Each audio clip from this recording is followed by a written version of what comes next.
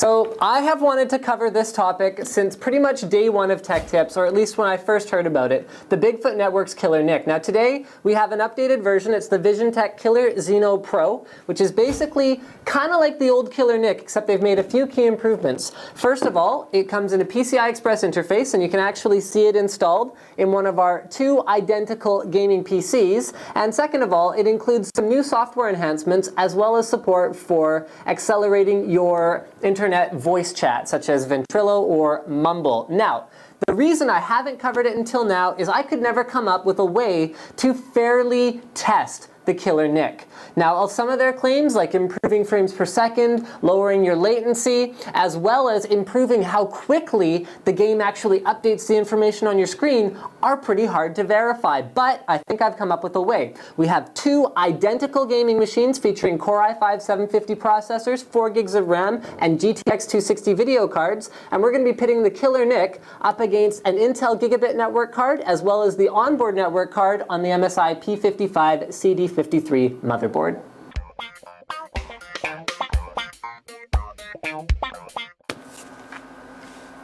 So the first game we decided to use to test Bigfoot's claims about the Killer Xeno Pro is EverQuest 2. I figured that's appropriate because it is actually included with the Visiontek Killer Xeno Pro. So their claims are lower pings, higher frames per second, as well as more frequent updates from the game server. Whether it's an MMO or a first-person shooter, you're going to see that monster first. You're going to see the guy's head pop around the corner faster than anyone else. So the first one's easy to test. We can use the included performance monitor in EverQuest 2 here. We can have a look at our frames per second, which is the big green number, as well as our pings, which is the little blue number. So on the Intel NIC, which is on your left, my right, we have 55 frames per second and a ping of 99 milliseconds. And on the Killer Xeno Pro, we have a frame rate of 55 frames per second with a ping of 134 milliseconds. Now, these vary a little bit, but in general, they're both pretty similar to each other in the time that we've been sitting here looking at them. Now, the last one is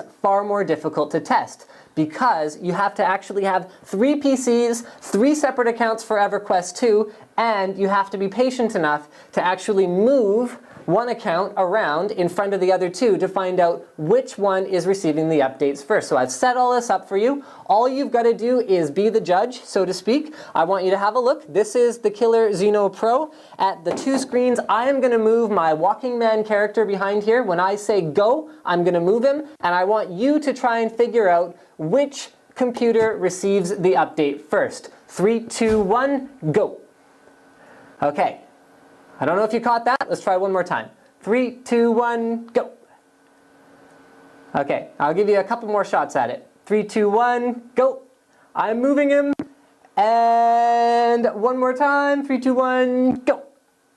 Yeah, okay, so that is our EverQuest 2 testing. Stay tuned for more. So our second test was inspired by Bigfoot Network's own testing of Team Fortress 2. So we've got 2 characters running Team Fortress 2. We're on the same server. This is just a public server here. Nothing special about it. We're on the map 2 Fort, and it's actually quite full. It's got about 28 players on it as I'm speaking. Okay, so I'm actually going to come around to the front, but I'm going to get the cameraman to have a look at the NetGraph 3 stats that I have running down in the corner here. So you can see that the Killer NIC is actually about the same frame rate. So the Killer NIC is on my right, and the Intel NIC is on the left. But we are consistently seeing anywhere from about 5 to 10 millisecond lower pings on the Killer NIC versus on the Intel NIC in this particular game. That's pretty cool. Now, as far as the faster updates go, you can see the engineer working over here, as well as the heavy with the halo around him over here. I'll let you be the judge of whether we're receiving game updates any faster,